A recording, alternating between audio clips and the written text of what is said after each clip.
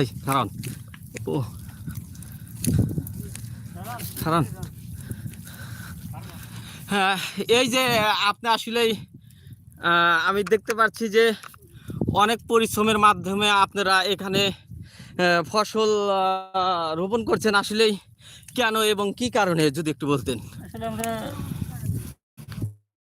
নদী ভাঙ্গন এলাকাবাসী যারা আছি, নতুন চর যাচ্ছে, আমাদের একটু আশা যাচ্ছে আর কি, যে আমরা এখানে কিছু করতে পারবো।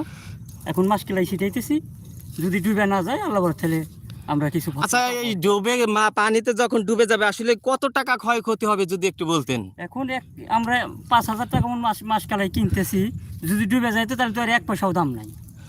হ্যাঁ, 1 পয়সাও দাম নাই। সেই ক্ষেত্রে আপনাদের যে জীবনযাত্রা আসলে কতটুকু কষ্ট যদি একটু দর্শকের উদ্দেশ্যে আপনারা বলতেন। আসলে আমাদের এই কষ্ট দেখার মতো তো আর কেউ নাই। আমরা মূলত চরবাসী যারা আছি তাদের যোগাযোগ ব্যবস্থা ভালো না, বেতনের দাম বেশি, সারের দাম বেশি, বিভিন্ন কিছু মিলে আসলে আমরা খুব দুর্বিষহ জীবনযাপন করতেছি আর কি। আমাদের খেয়াল রাখার মতো কেউই নাই।